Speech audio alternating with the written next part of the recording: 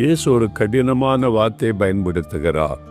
தன்னை பின்பற்றி வந்த ஜனங்களை பார்த்து தான் அவர் பேசும்போது மாயக்காரரே என்று ஒரு கடினமான வார்த்தை சொல்லுகிறார். ஏன் ஆண்டவர் கோபத்தோடு அந்த வார்த்தையை சொல்ல வேண்டும்? இந்த காலத்தை நீங்கள் நிதானிக்காமல் போகிறது என்ன? அப்போ இது என்ன காலம் என்பதை நீங்கள் நிதானித்து அறிய வேண்டும் என்று இயேசு கண்டிப்பாக சொல்லுகிறார். தேவ பிள்ளைகள், தேவ ஊழியர்கள், நாம் எல்லாருமே இந்த காலத்தை குறித்த தெளிவு நமக்கு இருக்க வேண்டும் என்று ஆண்டவர் விரும்புகிறார். இது என்ன காலம் அப்படின்னா, வேதத்தில் பல காலங்கள் சொல்லப்படுகிறது. சிலர் 7 வகையான காலம் அதெல்லாம் சொல்லுவாங்க. ஆனால் சுலபமாக நம்ம சொல்லலாம், பழைய ஏற்பாட்டு காலம், புதிய ஏற்பாட்டு காலம், அது திருச்சபையின் காலம். இப்போ நாம் இப்போது கடைசி காலம். கடைசி காலத்திலே நம்ம வந்துவிட்டோம். உலகத்தின் முடிவு காலம் என்று வேதத்தில் சொல்லப்படுகிறது.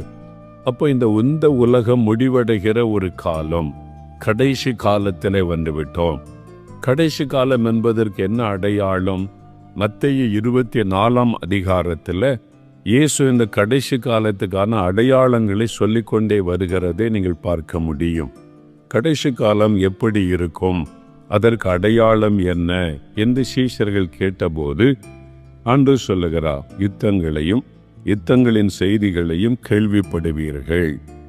பஞ்சங்கள், கொள்ளை நோய்கள், பூமி அதிர்ச்சிகள் பல இடங்களில் உண்டாகும்.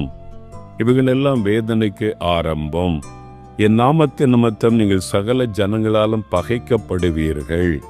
அப்போ உங்களுக்கு உபத்திரவம், பாடுகள் உண்டாகும். இதெல்லாம் ஆண்டவர் சொல்லுகிறார். சகல ஜாதிகளுக்கு சுவிசேஷம் வேகமாக அறிவிக்கப்படும். இதெல்லாம் முக்கியமான அடையாளங்கள். இயேசு சொன்ன அடையாளங்கள் இன்றைக்கு உலகத்தில் எந்த காலத்திலும் இல்லாத அளவு தீவிரமாய் நிறைவேறி கொண்டு வருகிறதை பார்க்கிறோம்.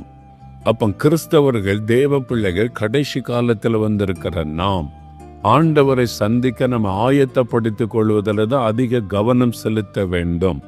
இன்னும் உலகத்தில் வீடு வாங்கணும், இடம் வாங்கணும், அந்த காரியம் இந்த காரியம் என்று உலக காரியத்தின் மீது நாட்டம் கொள்ளாதபடி மேலான காரியத்தை நாடுகிறவர்களாக நம்ம மாறணும்.